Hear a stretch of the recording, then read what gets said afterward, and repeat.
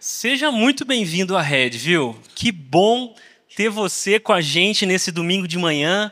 Se eu sou alguém que você não conhece, prazer, meu nome é Washington, sou um dos pastores aqui da nossa igreja, e ter esse auditório cheio de pessoas sedentas, dispostas, animadas de ouvir a palavra de Deus é uma alegria para nós como igreja. Tudo que a gente faz aqui é para que você possa chegar nesse lugar, conhecer melhor a Deus e sair daqui pronto a viver um relacionamento com Ele. Então, você é muito bem-vindo, ainda mais se você está aqui pela primeira vez. Hoje, nós estamos encerrando essa série que foi o tema das últimas semanas aqui na Red. Nós chamamos Pingos nos Is. Nosso desejo foi, ao longo de cada tema, de cada pergunta, foi gerar clareza, porque, afinal de contas, a Bíblia, a igreja, o nosso relacionamento com Deus nem sempre é uma coisa muito fácil de entender. Então, se você está chegando aqui pela primeira vez, caiu de paraquedas aqui hoje, vai no nosso canal do YouTube e maratona essa série, tá bom? Porque eu tenho certeza que vai ser muito útil para a sua vida, para a sua história.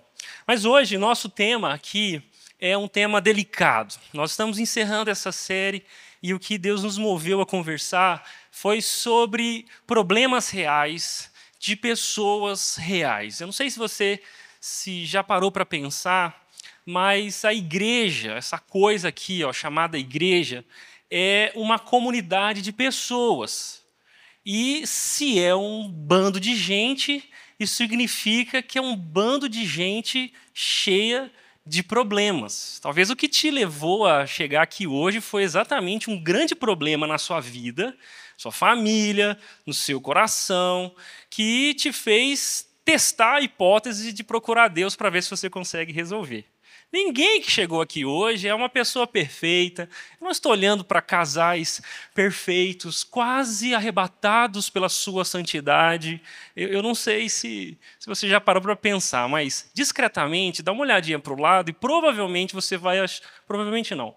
Com certeza você vai achar um pecador. Pecador. A igreja é uma comunidade de pecadores, gente. E a gente precisa jogar a real. A série é sobre clareza e eu queria dizer que nós somos pecadores. E ser pecador significa que quanto mais próximo a gente anda um do outro, mais possível é que BOs aconteçam. A gente se esbarra, se machuca, se ofende, tem ciúmes, tem inveja, gente fala mal do outro, gente xinga o pastor. Eu sei que vocês xingam os pastores aqui. E isso faz parte da nossa vida. E se você procurar o Instagram da Red, você vai encontrar lá no nosso feed pessoas adorando a Deus, pessoas se abraçando, um ar de beleza, de alegria, de vigor espiritual, e tudo que está lá é verdade, tá bom? Mas é que não dá para postar no Instagram quando alguém liga dizendo: pastor, o meu marido me abandonou. Não dá para postar no Instagram um jovem dizendo: eu não consigo vencer a pornografia. Não dá para tirar uma foto de um pastor indo na casa da amante para tirar o marido lá de dentro. Fica feio, né? Mas isso também tem a ver com a vida da igreja. E eu quero te ajudar a pensar que essa é a nossa vida. Nós estamos cheios de marcas, cheios de traumas, da sujeira do pecado. E pecado não é só aquelas coisas que a gente concorda, que matar, roubar e mentir, torcer para o Corinthians é feio. Estou brincando. Os corintianos também são alvos da graça de Jesus, está vendo? Jesus é poderoso, ele faz coisas que a gente não faria. Mas pecado não é só essas coisas culturalmente aceitas, matar, roubar, mentir, traições. Não, pecado também tem a ver com egoísmo, com ciúmes, inveja, mentira, com indiferença, falta de compaixão, com ansiedade, desesperança. Essas coisas a Bíblia chama de obras da carne. Isso é pecado. Então, hoje, nessa conversa que nós teremos, eu queria colocar um grande pingo no i aqui. Queria te ajudar a pensar no rumo da sua vida e em como nós podemos viver como comunidade juntos. Se você não é um cristão, você não se diz parte do povo de Deus, não faz parte dessa igreja, que bom que você veio aqui hoje, porque você vai poder assistir de camarote como a nossa igreja pensa o desafio de realmente ajudar uns aos outros a viver uma vida que agrada a Deus. E eu confesso que essa mensagem não é nada fácil para mim, porque uma vez eu ouvi que o pastor é aquele cara que trabalha com saneamento básico na vida das pessoas. É no esgoto que a gente trabalha. É atendendo ligações de madrugada, é ouvindo histórias difíceis de acreditar. E eu queria expor um pouquinho esse chamado para que a nossa igreja não seja uma comunidade de bons pastores ou com bons pastores. Mas o nosso desejo e oração é que a Rede seja uma comunidade pastoral, onde cada membro, cada voluntário, cada líder, cada pessoa que se diz membro da Rede, atenda ao chamado de cuidado mútuo, de cuidar uns dos outros. E se nós formos uma comunidade realmente pastoral, eu tenho certeza que quando Jesus olhar para nós, Ele se agradará da nossa santidade, do compromisso profundo de ajudarmos uns aos outros a realmente viver um relacionamento crescente com Jesus. Por isso que o tema de hoje é como ajudar um irmão surpreendido em pecado. E aqui eu faço questão de definir desta maneira o nosso tema, porque esse é um assunto que vai ajudar irmãos a ajudar outros irmãos a viverem conforme o caráter e a vontade do nosso Pai. Talvez aqui esteja o primeiro fundamento da nossa conversa. A igreja não é um tribunal onde pessoas são julgadas ou deveriam ser julgadas pelos seus comportamentos e condenadas quando não se adequam a uma ética, a um princípio regulador do grupo. Muitas igrejas parecem tribunais. Pastores e líderes são espécies de juízes. E os pecadores precisam se defender das acusações uns dos outros. Ainda mais o Satanás está no meio fazendo isso também. Não, igreja não é um tribunal. Eu queria te dizer que talvez você chegou aqui hoje com medo de vir participar de uma reunião jurídica. Ou viver num processo jurídico de convivência. A igreja não é um tribunal. A igreja também, ela não é uma maratona ou uma prova onde nós coroamos os melhores desempenhos. A igreja não é um pódio onde nós damos medalhas para as pessoas que são perfeitas e deixamos na zona de rebaixamento aqueles que não se enquadraram, que não foram bem nas provas morais. Muitas igrejas funcionam como tribunais. E talvez tenham pessoas aqui hoje que foram condenadas lá e se machucaram. Igrejas também não foram chamadas para ser pódios, porque nós não estamos aqui categorizando pessoas boas e pessoas ruins e rebaixando os que nós não queremos conviver com eles. O que seria a melhor imagem para uma igreja? A melhor imagem para uma igreja, sem dúvidas, é uma família, onde todos nós éramos órfãos, fomos abandonados. Na verdade, decidimos, por natureza, nos afastarmos de Deus e colhemos com isso a vergonha, a culpa da separação. Nós éramos órfãos. É assim que a Bíblia chama aquele que não está em Cristo. Mas pela graça de Jesus, o filho mais velho, o único filho legítimo, o santo Filho de Deus, ele decidiu visitar o orfanato. E sem preferências ou parcialidades, sem outra coisa senão movido pela compaixão, ele olhou para cada um de nós e, sem que estivéssemos limpos, bem vestidos e tivéssemos bons comportamentos, ele decidiu nos amar. nos trazendo para a casa do Pai. Por isso que a igreja é uma família de pessoas adotadas por Deus. E uma vez adotados, a resposta que damos diante de Deus é obediência, gratidão e alegria nessa mesa onde Jesus é o nosso anfitrião.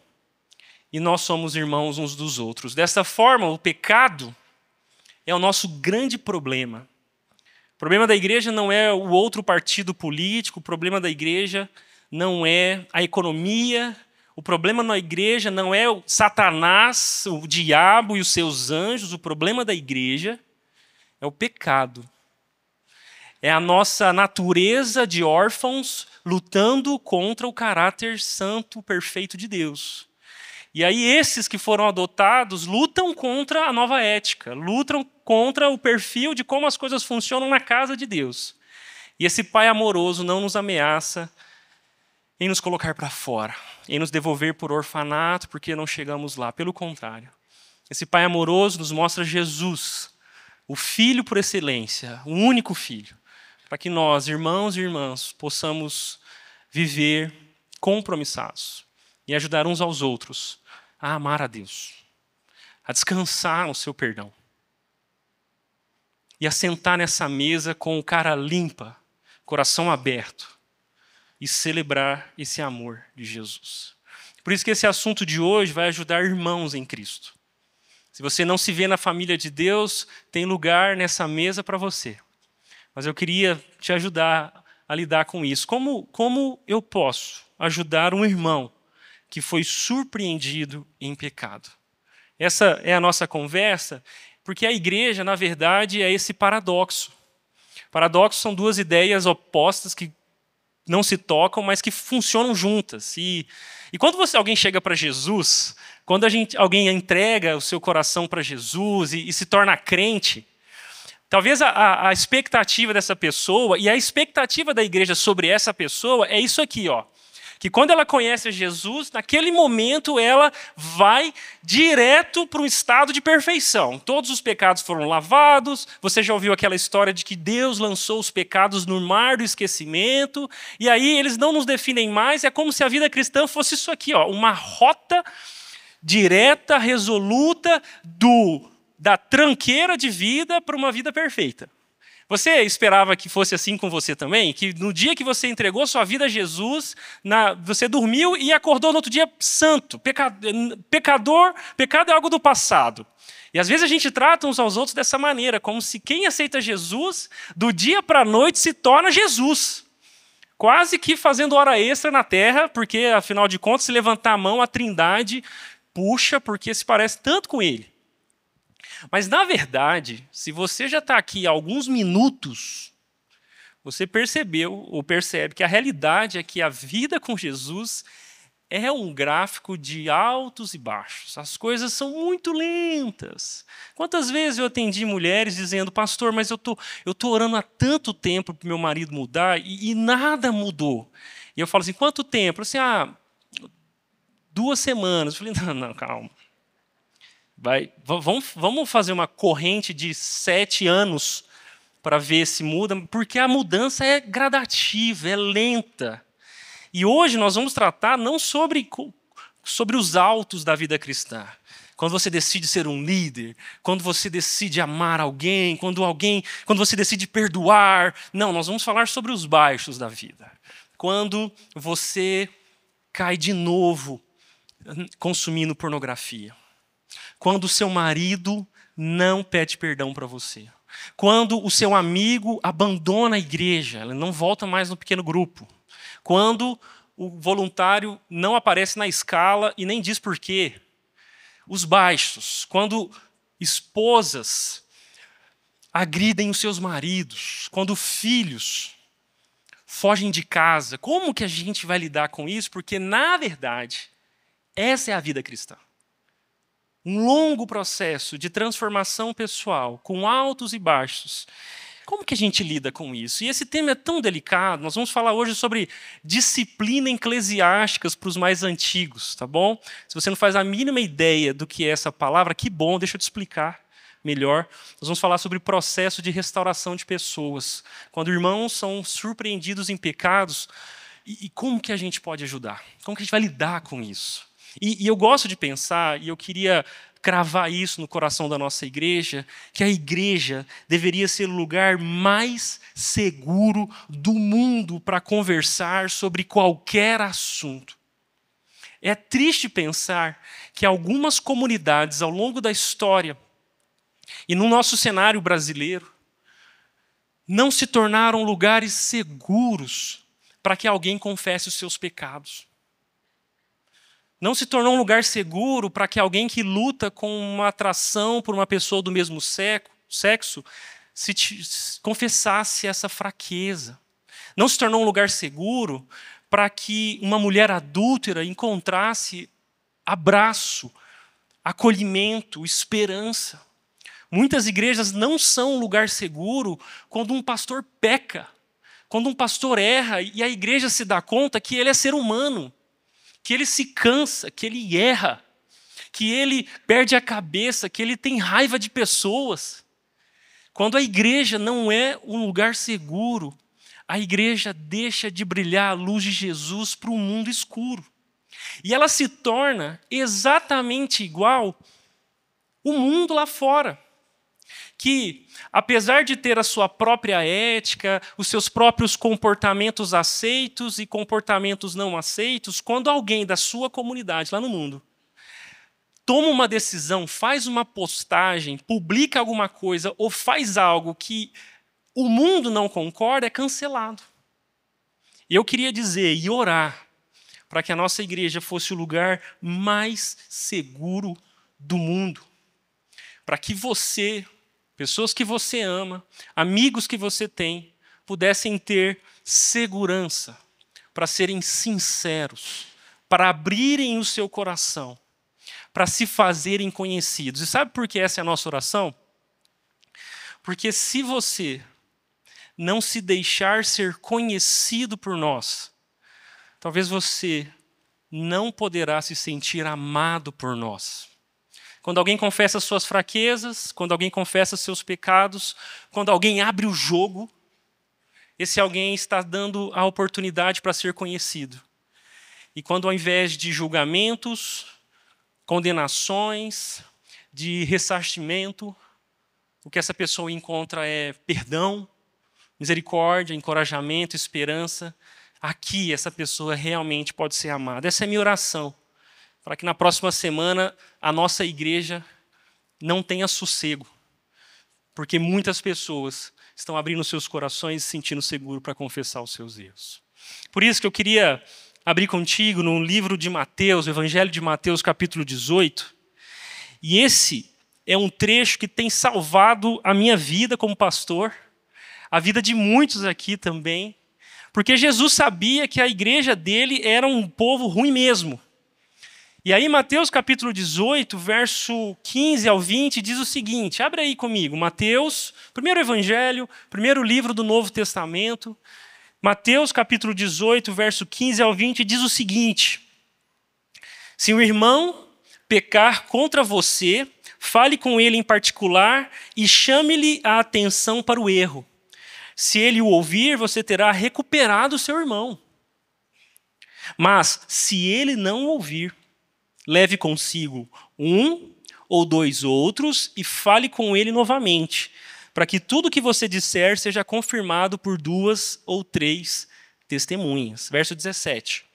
Se ainda assim ele se recusar a ouvir, apresente o caso à igreja. Então, se ele não aceitar nem mesmo a decisão da igreja, trate-o como gentio ou como cobrador de impostos. A gente vai pensar um pouco o que isso significa. Verso 18. Eu lhes digo a verdade. O que vocês ligarem na terra terá sido ligado no céu. E o que desligarem na terra terá sido desligado no céu. Também lhes digo que, se 2 de vocês concordarem aqui na terra a respeito de qualquer coisa que pedirem, meu Pai no céu os atenderá. Pois onde, e esse versículo é muito conhecido, principalmente no meio cristão, pois onde 2 ou 3 se reúnem em meu nome, eu estou no meio deles. Que bom que a gente está aqui em quase 2.000 pessoas, então é até certo que Jesus está no nosso meio, né? Porque onde 2 ou 3 se reúnem no nome dele, ele também estará ali. Então, olhando para esse texto, Jesus tinha certeza que os discípulos dele dariam problemas. Pessoas pecariam umas contra as outras, pessoas se machucariam. E como exatamente uma igreja pode refletir o caráter de Jesus no cuidado desses irmãos? E aqui eu quero usar essa expressão, que são surpreendidos em pecados. Eu não estou falando só pessoas que foram pegas em flagrante, tipo novela da Globo, mas pessoas cujo pecado, posturas que não agradam a Deus, se tornaram marca da vida dessas pessoas. Elas são conhecidas dessa forma. Como que a gente vai ajudar os nossos irmãos a viverem conforme o nosso Pai? Então eu quero mostrar para vocês 4 etapas para restaurar um irmão que pecou. E essas 4 etapas a gente vai olhar para Mateus 18 e aprender com elas. A primeira etapa, a mais poderosa talvez e simples, nesse processo de restauração, é confronte em amor. O texto de Mateus 18, verso 15 diz: se um irmão pecar contra você, fale com ele em particular e chame-lhe a atenção para o erro. Se ele ouvir, você terá recuperado o seu irmão. Para pensar um pouquinho. Quando você vê alguém fazendo uma coisa de errado, mentindo, contando uma história meio torta, tratando mal a esposa ou o marido, sendo indiferente com os filhos, quando você vê o seu amigo na escola roubando, enfim. Quando você vê alguém fazendo uma coisa de errado, qual é a sua primeira atitude? Não responde em voz alta para não passar vergonha no meio das pessoas, tá bom? A primeira e mais natural reação é abraçar aquela pessoa e dizer: por favor, se arrependa. Jesus te ama, viva de maneira coerente com o evangelho de Jesus. É isso a sua postura? Porque geralmente a primeira coisa quando nós encontramos um irmão surpreendido em pecado, não é ir na direção dele, mas é ir na direção de alguém outro. Eu preciso ligar para o pastor e falar com aquele tranqueira que está fazendo de novo aquilo. Às vezes a fofoca é a ação impensada, imediata, contar para alguém: amiga, você não imagina o que eu vi a menina fazendo. Você está no Instagram aí? Dá uma rodada lá, vê o que ela postou. Mas Jesus encara com tanta seriedade o pecado no meio da igreja, no coração das pessoas, que ele diz: quando um irmão pecar contra você, essa expressão contra você é presente em vários manuscritos originais, mas também é ausente em tantos outros. Isso significa que, se um irmão pecar contra você, pode tanto ser uma situação onde o pecado é direto, alguém te ofendeu, te machucou, alguém mentiu contra você, etc. e tal, falou sobre você, quanto quando você percebe alguém que faz parte da sua comunidade, é um irmão em Cristo, vive em nome de Jesus com práticas que não são coerentes à palavra de Deus. E o que Jesus está dizendo é chamando todos nós, não só os líderes, não só os pastores, não só aquelas pessoas que você acha que são mais espirituais, mas cada um de nós, quando encontrar um irmão em pecado, o nosso dever e a nossa responsabilidade é confrontar diretamente essa pessoa em amor. Talvez essa palavra confronto seja um palavrão no nosso tempo. Porque amar alguém para os nossos dias nunca é mais confrontar essa pessoa. O amor se tornou um ídolo dos nossos dias, ao ponto de que, apesar de Deus ser amor, é isso que o apóstolo João diz na primeira carta, Deus é amor, nós tornamos o amor um Deus. Só que esse amor que se tornou um Deus para nós, um ídolo para nós, para a nossa sociedade, escraviza o Deus verdadeiro às expectativas que nós temos sobre o que é amor. É como se o amor definisse Deus, e não Deus que define o que é amor.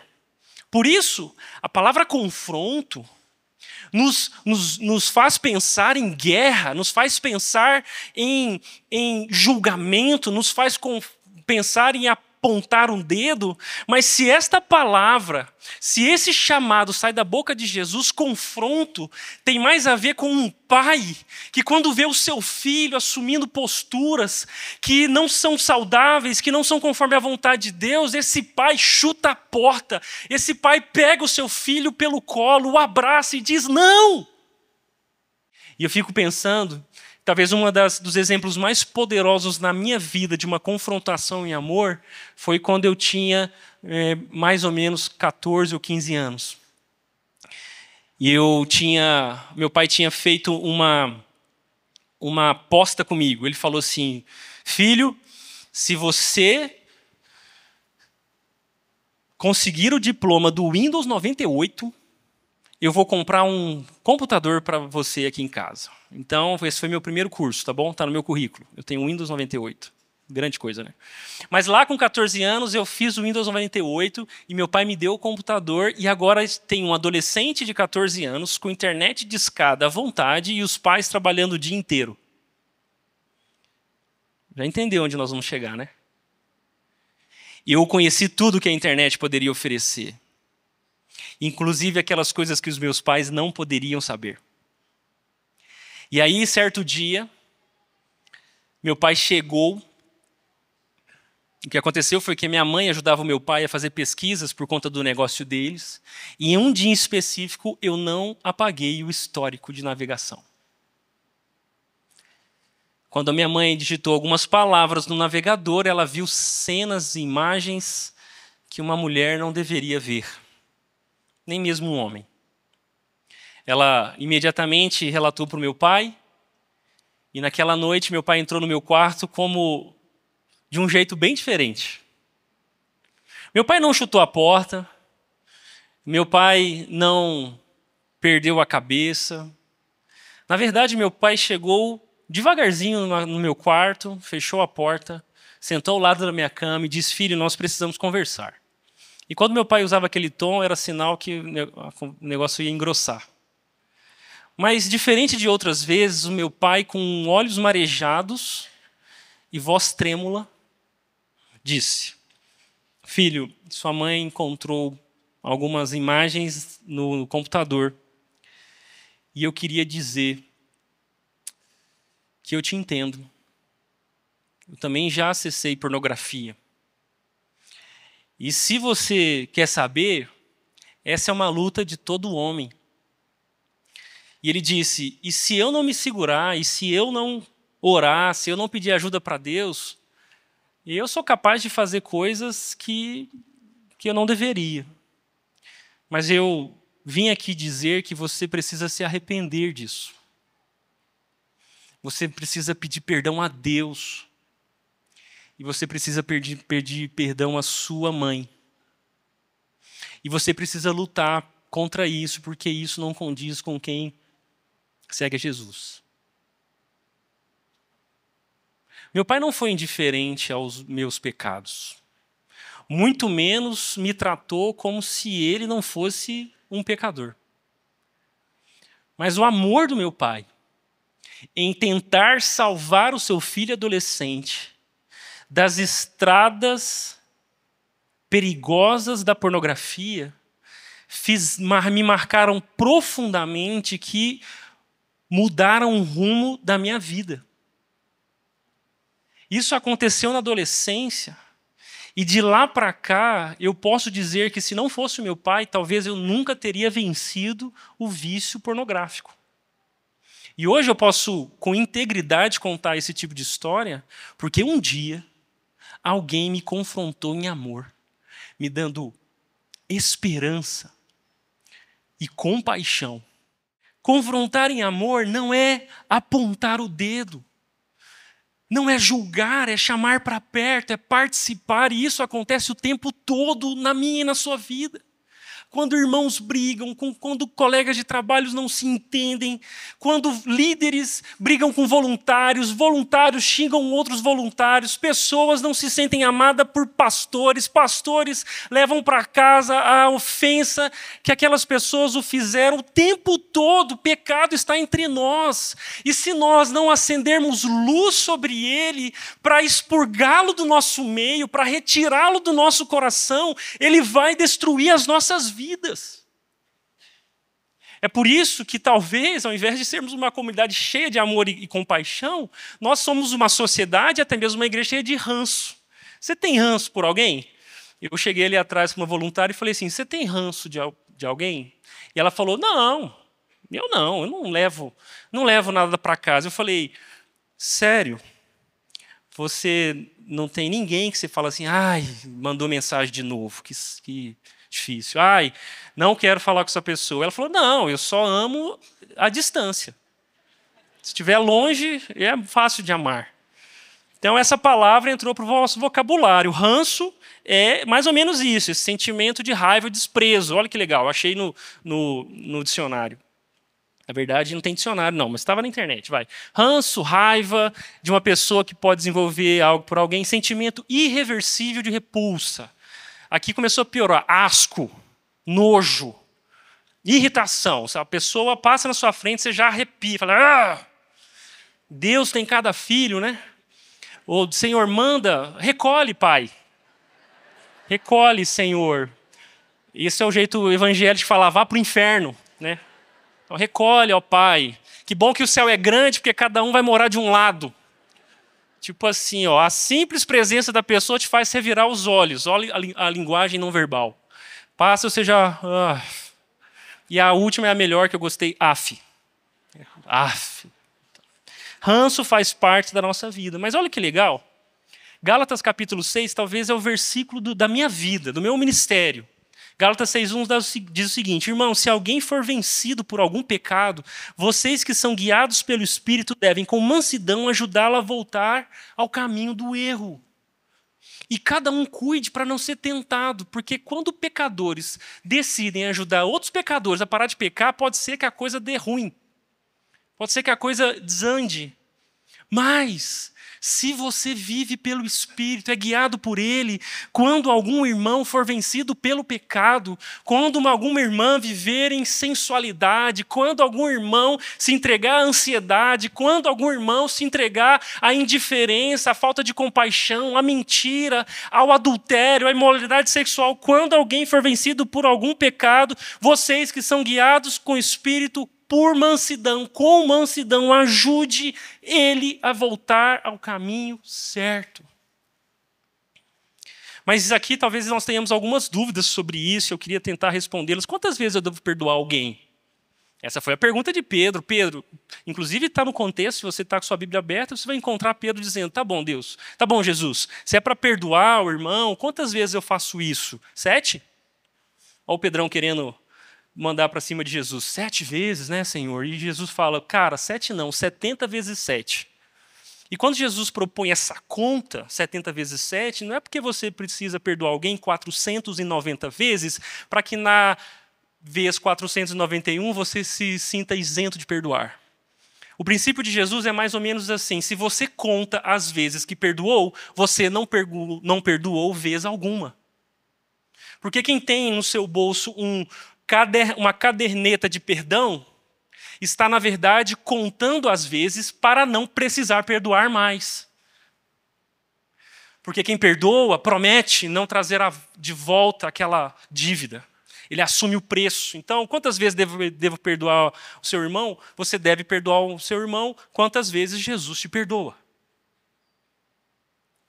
Talvez outra dúvida comum, mas é como discernir entre fraqueza e obstinação? Fraqueza é fragilidade, obstinação é alguém que abraça o pecado e casa com ele. Bom, como você pode discernir entre fraqueza e obstinação? Essa é uma linguagem de sabedoria, mas eu diria que a obstinação é marcada pela falta de arrependimento. É alguém que diz, não me arrependo, não pedirei desculpas, não é problema meu. E a fraqueza é alguém que diz, eu reconheço que errei. Eu não tenho forças para lutar, por favor, me ajude. Outra dúvida comum: e se eu não me sinto preparado? Seja bem-vindo ao clube. Porque na igreja, tudo que Jesus mandou a gente fazer, nós fazermos, são coisas que ninguém está preparado para fazer. Eu não estou preparado para pregar todo domingo. Eu não estou preparado para ajudar casais a se reconciliarem. Você não está preparado para ajudar o seu filho a lutar contra a pornografia. Meu pai não estava, minha mãe também não. Sabe o que acontece? Quando a gente se dispõe, nós experimentamos o poder de Deus sendo aperfeiçoado na nossa fraqueza. Então, se acostume-se, a gente não faz nada porque a gente consegue, a gente faz tudo porque Jesus está conosco. E quando o outro não quiser conversar, ele pode se desvencilhar das suas palavras, mas ninguém pode se desvencilhar das nossas orações. Deus tem o sinal do Wi-Fi de Deus não cai. Deus tem acesso a cada um dos corações e você não tem o direito de falar com alguma pessoa sobre Deus sem antes ter falado com Deus sobre aquela pessoa. E Ele é poderoso para mover corações. A segunda etapa desse processo de restauração, eu queria também dizer que em muitas comunidades, isso que eu estou dizendo para vocês, chama processo de disciplina. E talvez essa palavra ela se tornou tão mal interpretada que nós precisamos trazer novos vocabulários. E aqui na Rede nós não fazemos processo de disciplina. Ai, que absurdo. Não, a gente faz processo de restauração. Porque em muitos lugares, processo de disciplina é um jeito de colocar alguém para fora. Mas aqui na Rede, o processo de disciplina é um jeito de restaurar essa pessoa aqui dentro. Então, nesse processo de restauração, a segunda etapa é chamar mediadores, porque se pecadores pecam, pecadores, quando são confrontados do seu pecado, nem sempre se arrependem. E o negócio só vai arder mais. Porque quando você confronta em amor e o seu irmão, que é surpreendido em pecado, não te ouve, Jesus está dizendo, leve consigo um ou dois outros e fale com ele novamente para que tudo que você disser seja conformado por 2 ou 3 testemunhas. Isso significa que, se você decidiu não ser um fofoqueiro, nem um indiferente, e confrontou o seu irmão, quando ele não concorda com você e nem se arrepende, o próximo passo é agora você chamar pessoas capazes, mediadores, para que esse irmão que decidiu não se arrepender tenha mais pessoas, mais membros do corpo de Cristo envolvidos no processo de ajudá-lo a se arrepender. É como quando alguém chega no pronto-socorro, a enfermeira faz a triagem, ela não faz a mínima ideia do que pode fazer, aí chama o primeiro especialista, esse primeiro especialista percebe que o negócio está mais difícil do que ele imagina, e ele chama uma espécie de junta médica, tem mais especialistas, mais gente capaz para ajudar esse doente a encontrar saúde, para ajudar esse pecador a se arrepender. E é por isso que nessa etapa, quando irmãos em Cristo se separam pelo pecado, se dá necessário a presença de um mediador. E essa palavra é poderosa. Porque 1 Timóteo nos ensina que não existe outro mediador entre Deus e os homens, senão o homem Cristo Jesus. E agora, quando o pecado está tragando, levando embora um dos nossos membros, um dos nossos irmãos, Deus chama outros irmãos capazes, maduros, para vestirem as roupas de Jesus e entrarem naquela situação na função de mediação. E aí nós descobrimos que o próprio Espírito de Deus usa as pessoas para serem como Jesus entre nós, reconciliadores. É verdade também que, nesse passo, pode ser que a sua denúncia contra o irmão, o seu confronto contra o irmão, não seja toda a verdade. E aí Jesus está olhando para o Antigo Testamento e recorrendo ao processo legal, jurídico do Antigo Testamento de julgamento. Porque, às vezes, algumas pessoas podem acusar outras sem provas. Pode ser que não seja verdade. Pode ser que ele não deu espaço para o outro se explicar. E a igreja é cheia disso. Cheia de pessoas que, ao menor sinal de que o outro não está agindo direito, já liga para o pastor e diz, pastor, você não sabe. A irmã estava no barzinho, 11h30 da noite, pastor. E ela nem foi ver o caso, ela acusa o outro. E talvez alguém que não se arrependeu, na verdade, é porque não tem do que se arrepender. E aí, no Antigo Testamento, quando isso acontecia, eram chamados juízes, pessoas de caráter aprovado na comunidade, para julgar a questão e se tornar testemunhas do fato. Aqui, na segunda etapa, chamar os mediadores é trazer para a conversa pessoas capazes de julgar. Um líder de pequeno grupo, um amigo espiritualmente maduro, talvez um pastor, alguém que será imparcial naquela questão. Um irmão mais velho, talvez. Alguém que possa ajudar esses irmãos que foram separados uns dos outros a se reconciliarem. E aqui existe um convite para mim e para você. Lembra aquela história de em briga de marido e mulher ninguém mete a colher? Lembra? Então, não dá para ser crente assim. Porque eu estou na Red desde 2018 e talvez o que eu mais faço é meter a colher em briga de marido e mulher. É ajudar maridos a amarem as suas esposas, é ajudar esposas a serem auxiliadoras dos seus maridos. Então esse ditado do mundo não funciona, porque na comunidade de Jesus nós somos irmãos, nós somos membros uns dos outros. E quando um casal não vive em amor, como foi chamado Jesus nos chamou para viver, alguém precisa ajudar. Então, ser mediador é um convite para cada um de nós. E todos nós devemos nos dispor, quando irmãos não conseguem se entender, ajudá-los a viver em comunhão, porque a mensagem da igreja é a mensagem de Cristo, e a mensagem de Cristo é uma mensagem de reconciliação. Olha o que diz Tiago, capítulo 5, 19. Meus irmãos, se algum de vocês se desviar da verdade e for trazido de volta, saibam que quem trouxer o pecador de volta de seu desvio o salvará da morte e trará perdão para muitos pecados. Esse é um serviço excelente. Esse é um chamado para gente comprometida com Jesus, de salvar os seus irmãos da perdição, de salvar aqueles por quem Jesus morreu, de não definharem arrastados pelo pecado. Como tem sido especial subir nesse lugar, olhar para pessoas e ver histórias de reconciliação. Histórias de pessoas que não conseguiam se entender, que perceberam que os seus recursos para se reconciliar estavam esgotados e decidiram agir pela fé, levantar a mão e pedir ajuda. E a ajuda veio. E eles foram perdoados dos seus pecados, eles encontraram esperanças, força, sabedoria, e agora estão juntos, sentados aqui, reconciliados. Essa é a igreja. Não dá para postar no Instagram essas histórias, mas essa é a igreja. Por isso, algumas dúvidas também podem nos chegar nessa altura. Como agir em casos de abuso e violência física? Bom, a gente tem um princípio muito claro aqui na rede. Abuso e violência física, não ligue para o pastor, ligue para a polícia. Depois a gente chega. Mas se você sofreu violência física em casa, se a sua filha, o seu filho denunciou algum tipo de abuso, se algo aconteceu entre nós que transgride a lei, não nos torne cúmplices antes de denunciar. Chame a polícia.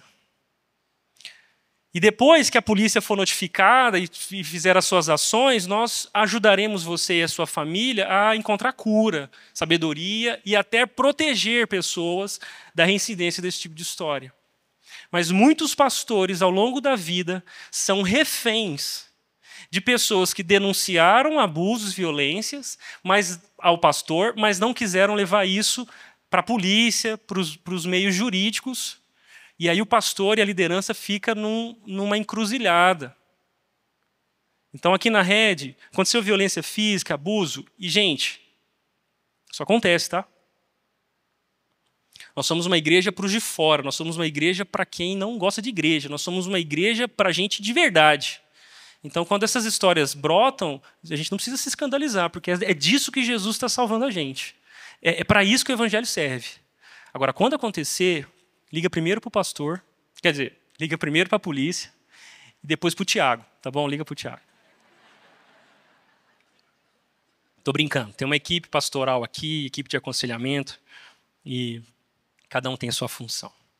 E quando o ofensor é um líder ou pastor, então quando for o Tiago, ou o Washington, ou Cata, ou qualquer um dos pastores, fale com o líder dele, tá bom? Você confronta em amor diretamente. Não se arrependeu? Fale com o líder dele. Fala comigo. Pode falar comigo. E se for eu, fala com a minha esposa. Mas fala com alguém a quem essa pessoa presta contas. Já tivemos episódios aqui na igreja, na cidade, que eu precisei ligar para o pastor de um pastor. E dizer, aconteceu isso, nós estamos tratando assim, está aqui a informação, trate você como achar melhor. Mas por quê? Porque a igreja também é muito comum abusos espirituais. E como comunidade nós queremos nos livrar disso. Então, o pastor, o líder de ministério, um líder de área não é mais santo e menos digno de ser amado por você de maneira muito direta. E qual é o papel da comunidade na vida pessoal dos seus membros? Então, aquela história de que onde acaba o meu direito começa o seu, na igreja é um pouco diferente. Porque existem aspectos particulares e pessoais na vida de todo mundo, mas nós somos membros uns dos outros. Nós somos uma comunidade de irmãos e irmãs. Então nós vamos sempre, como igreja, te amar profundamente. E essas são perguntas delicadas para a gente pensar. O terceiro passo, a terceira etapa do processo de restauração é convocar a igreja. Sabe por quê? Porque pessoas que são confrontadas em amor, pessoas que são alvo da mediação de outras pessoas capazes, nem sempre se arrependem. E aí parece que Jesus está nos ensinando a trazer mais pessoas para essa ação, para esse movimento de amor na vida dos seus membros. Mateus 18:17 diz, se ainda assim eles se recusaram a ouvir, apresente o caso à igreja. E aqui parece que aquilo que era de ordem um pouco mais privada e particular, com poucas pessoas envolvidas, se dá necessário agora trazer mais gente para ajudar. Então, convocar a igreja é um passo de maior publicidade. E até um passo mais oficial, porque a igreja aqui é representada pelos seus líderes. Aqui na Rede, nós temos um ecossistema de cuidado, onde o membro é cuidado por líderes. Eu estou pensando em pequenos grupos. Quando alguém dentro de um pequeno grupo é surpreendido em pecado, o líder o confronta, o ajuda, mas talvez essa pessoa não se arrependeu, continua com a mesma prática, tem se desviado do amor da comunidade. E aí o cuidado começa a transcender a esfera de um pequeno grupo ou a esfera de uma escala de um ministério onde ele serve como voluntário. E mais pessoas são chamadas para cuidar daquela história. Agora nós temos uma equipe de aconselhamento que serve de suporte para os líderes e para o membro. Essa pessoa é convidada a conversar, mais pessoas se envolvem. Mas quando essa equipe de aconselhamento já não pode mais ajudar, precisa de mais ajuda, aí sim, oficialmente, a equipe pastoral delibera. Ela faz aquilo que pertence à sua função, que é a supervisão do rebanho. E nós começamos agora a oficialmente tratar de algumas histórias. Somos extremamente, aqui na Rede, extremamente discretos a respeito dos assuntos que chegam a essa instância. Na verdade, quando se fala equipe pastoral, nem sempre significa todos os pastores. Porque às vezes aconteceu algo lá nos adolescentes, que outros pastores que nem lidam diretamente com a nova geração não precisam saber. No máximo, serem consultados para uma ação de sabedoria. Às vezes acontecem algumas coisas com pessoas com 18, 25, 40 anos, que pertencem mais a uma ala da equipe pastoral do que outra. Somos extremamente discretos porque o propósito daqui não é a exposição, mas é a restauração. E eu aprendi que em casos onde o pecado já começa a tomar conta da vida de uma pessoa como uma metástase, a cena de uma sala cirúrgica pode ajudar muito bem a gente a tratar isso.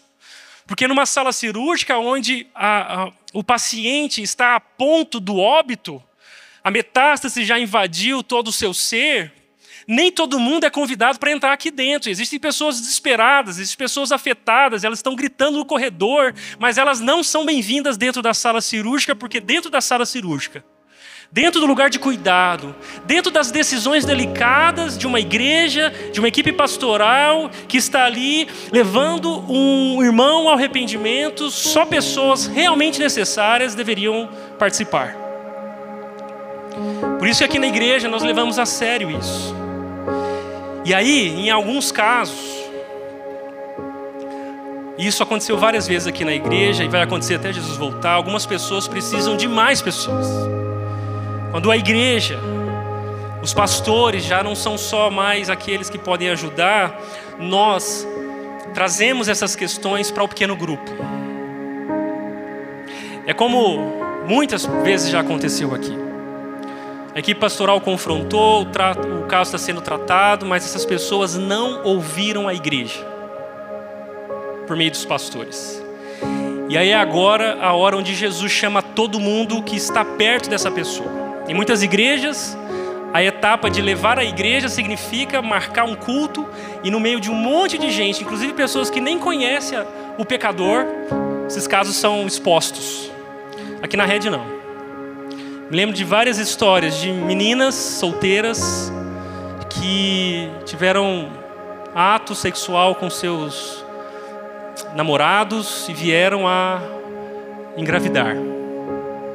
Algumas delas se arrependeram, outras não. Mas especialmente aquelas que se arrependeram, pediram ajuda nesse momento tão delicado, onde uma mulher é exposta a uma informação que muda o rumo da vida dela. A igreja se juntou, tratou as feridas, entendeu os motivos, confrontou ao arrependimento e agora fez o papel de devolvê-la ao corpo de Cristo. Algumas vezes nós levamos isso para o pequeno grupo onde aquela menina se participava.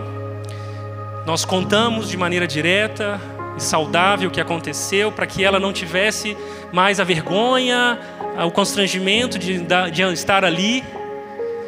E aquelas pessoas foram orientadas a amar, a proteger da fofoca, da difamação, e a serem um testemunho tácito, sólido, palpável da igreja. De maneira que aquelas meninas agora disseram: fulana está grávida, mas já está sendo tratada, você não precisa mais perguntar. Sim, nós estamos cuidando dela, está tudo bem. E aquela mulher foi protegida. Quantas vezes casais que não se reconciliavam encontraram agora um pequeno grupo, e nós orientamos as mulheres: mulheres, vão atrás da esposa. Homens, vão atrás do marido e não deixe eles terem sossego. Levem-os ao arrependimento, confronte-os. Se encontrar no semáforo, abaixa o vidro e fala: se arrependa. Se passar na rua, pare e diz: nós estamos orando por você. Assim como tantas vezes, quando meu pai estava longe da igreja, eu chegava na minha igreja e uma daquelas pessoas batia no meu ombro e dizia: eu estou orando pelo seu pai. Deixa eu dizer uma coisa. Essa é a igreja de Jesus, onde nós não permitimos que Satanás e o coração pecador arraste filhos de Deus para a escuridão. Mas nós lançamos luz poderosa, redentora, que purifica o coração daqueles que creem, que, como Isaías, recebe do altar de Deus pureza dos lábios para purificar os lábios do seu povo. Essa é a igreja de Jesus. É por isso que eu concordo com o Chad quando diz: a maneira que o pecador é recebido pela comunidade vai influenciar o seu desejo de ficar em casa ou de retornar para a lama. E eu quero dizer, se você é um pecador que tem pensado, cogitado em continuar vivendo na lama, como igreja, se você está precisando de uma palavra de Deus, deixa eu dizer, como igreja nós dizemos: arrependa-se. Existe lugar aqui para você. Existe limpeza, existe perdão, existe esperança para quem está sendo vencido pelo pecado. O seu problema não é o seu casamento, não é a sua esposa. O seu problema não é a internet, não é o mundo lá fora. O seu problema é o pecado no seu coração, e para esse problema Jesus ofereceu redenção. E essa é uma comunidade onde você é bem-vindo. Seja lá em que estágio você está, seja lá qual história você traga para cá, nós queremos te amar. E nós vamos te amar, mesmo que você não concorde com isso. Porque é assim que irmãos fazem com seus irmãos que se desviam. Mas infelizmente, muitas vezes, irmãos não se arrependem.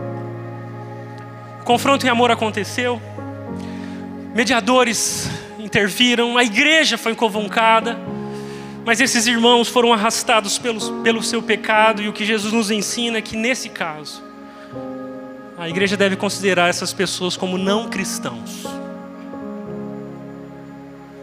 Mateus 18 diz o seguinte: então, se ele não aceitar nem mesmo a decisão da igreja, trate-o como gentio ou como um cobrador de impostos.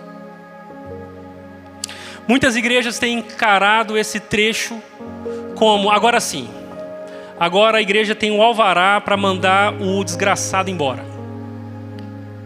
Agora é para considerar gentio e publicano. Mas você precisa ir com mais calma nessa expressão de Jesus. Sabe por quê? Porque se você conhece um pouquinho da Bíblia, você sabe que o gentio é aquele que não é filho de Abraão, ele não é israelita, ele não é judeu. E para os judeus, Deus só tem compromisso com eles, e quem não é judeu é maldito. É gente ruim que fica do lado de fora. Publicano é pior que o gentio, porque o publicano é aquele que era judeu e decidiu, ao invés de proteger a sua nação, cobrar impostos dos seus próprios irmãos. Eles agora são funcionários do Império Romano. São cobradores de impostos. E cobrador de impostos a gente não gosta de jeito nenhum, né? Então quando Jesus diz, se ele não ouvir a igreja, considere como gentio e publicano, será que Jesus está dizendo, trate essas pessoas como os fariseus tratam? Trate esses obstinados, colocando-os para fora? Eu não consigo crer que Jesus está validando uma mentalidade religiosa farisaica do seu tempo. Fariseus eram os religiosos que julgavam quem deveria ter acesso ao céu ou não. E os fariseus repugnavam os cobradores de impostos e os gentios, se achando melhor do que eles. Será que Jesus está dizendo, os fariseus estão certos? Se o próprio Jesus é quem senta na mesa do publicano Mateus e conversa com aquele tipo de gente.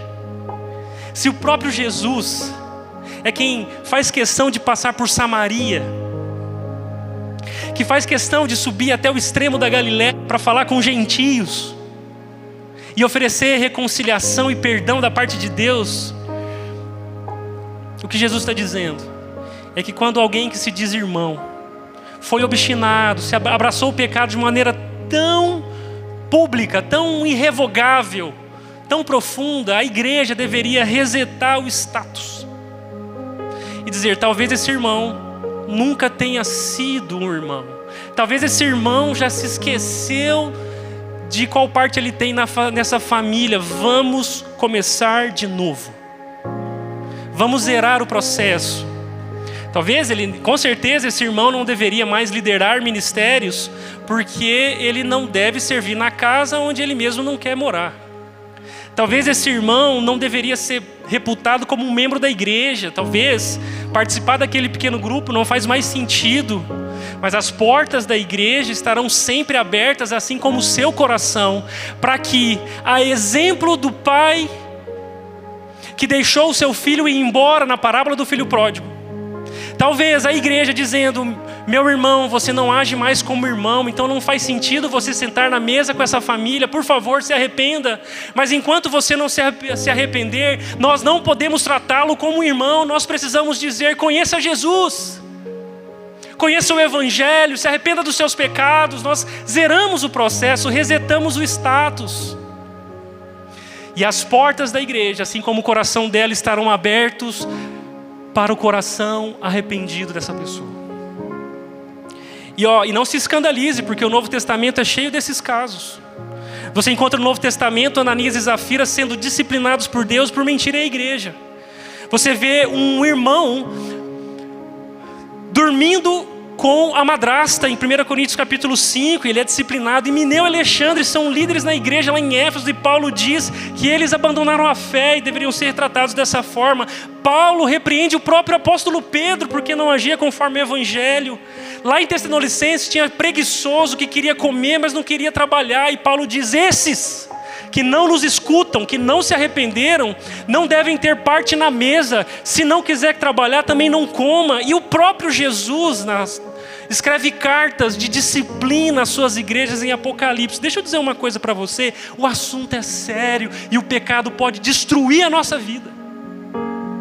E é por isso que Jesus termina dizendo: eu lhes digo a verdade, o que vocês ligarem na terra já terá sido ligado no céu, e o que desligarem na terra terá sido desligado no céu. Isso parece que significa o seguinte: aquele consenso que a igreja chega a respeito do irmão não arrependido já é algo conhecido no céu.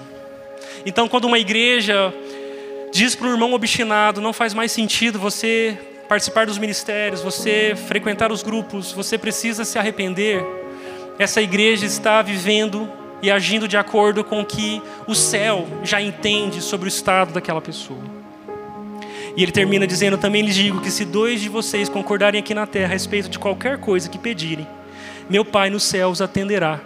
Pois onde 2 ou 3 se reúnem em meu nome, eu estou no meio deles. Parece que a igreja pode concordar que algumas pessoas se tornaram obstinadas. E Jesus está nessa mesa reconhecendo isso. Mas também é verdade que essa igreja que constata a falta de arrependimento no coração de uma pessoa, também pode orar para que Jesus restaure. Pode orar para que Jesus leve essa pessoa ao arrependimento que a igreja não conseguiu levar. Parece que Jesus está dizendo que Ele está pronto a participar do nosso movimento de alcançar pessoas que já foram embora. E é por isso que eu tenho aprendido e afirmo que os recursos da igreja local até podem se esgotar. Tem pessoas que vão precisar não conviver mais entre nós. Tem pessoas que machucaram tantas pessoas aqui que, por mais que estejam arrependidas e reconciliadas, precisarão de um outro lugar para reconstruírem a sua vida. Mas apesar dos recursos da igreja local se esgotarem, a verdade é que os recursos de Deus nunca se esgotam. É por isso que o Evangelho de Mateus está chamando nós a sermos como crianças, a não pecarmos, a buscarem aqueles que se perderam, a restaurarem o obstinado, a escolherem perdoar quando o divórcio parecer ser a última resposta. Também o Evangelho de Mateus está chamando a gente a não se separar uns dos outros e recebermos o menor dos nossos irmãos, os pequeninos, com amor, com coração aberto, com perdão. Mateus capítulo 18, o processo de restauração não é um jeito de expulsar pessoas. Na verdade, é uma evidência de que a igreja de Jesus, quando reflete o caráter dele, tem espaço para qualquer pecador que se arrependa. E o Shed termina dizendo que não há motivos para esperar a bênção do Senhor até que se busque a reconciliação completa entre todos os irmãos. Só na paz que provém da aceitação mútua entre os membros da igreja é possível adorar a Deus em espírito e em verdade. Deu para perceber o que Jesus quer fazer com a sua vida? Deu para perceber que Jesus quer que você abra o seu coração, confesse seus erros e as suas fraquezas, reconheça os seus pecados e peça ajuda? Deu para perceber que Jesus quer que nós, como igreja, abracemos o pecador até mesmo quando ele não quer ser abraçado, e nós irmos até o limite daquilo que cabe a uma igreja para restaurar alguém que peca? É por isso que hoje nós vamos encerrar essa manhã celebrando a comunhão. Em 1 Coríntios capítulo 11, o apóstolo Paulo diz que o corpo de Cristo e o sangue de Jesus representam uma nova aliança. E a mesa de Jesus é o lugar para aqueles que se arrependem. Por isso, você está arrependido, eu queria te convidar a aceitar o perdão de Jesus. Se você está arrependido, eu queria dizer que Jesus aceita pessoas arrependidas e que ninguém de nós pode sentar na mesa de Jesus. Mas a mesa de Jesus é esperança para os cansados. É perdão para pecadores. A mesa de Jesus é misericórdia para quem não merece. Se você é um discípulo de Jesus ou hoje você quer se tornar a ser, seja bem-vindo à mesa do Senhor. Nós vamos distribuir agora os elementos. Você vai receber nas suas mãos o pão e o cálice. Se você não quiser tomar a ceia do Senhor porque você não se vê como um discípulo de Jesus, não se sinta constrangido. Mas se você é um discípulo de Jesus, em comunhão com Jesus, ou hoje essa mensagem de alguma maneira te fez trazer o desejo de voltar, arrependido, de oferecer perdão e de aceitar o perdão de Jesus, eu quero te dizer, ceie conosco. Ceie conosco porque a mesa de Jesus sempre é lugar de confissão, de perdão e esperança para os pecadores arrependidos. Por isso, enquanto nós cantamos uma música, você vai receber os elementos. Depois eu volto para a gente encerrar. Exatamente por isso eu queria pedir para que você fechasse seus olhos. Para que você respirasse fundo e deixasse que essa verdade esquadrinhasse o seu coração. Nós vamos orar. Jesus, muito obrigado. Porque nós fomos lembrados nessa manhã que existe perdão e reconciliação no meio do seu povo.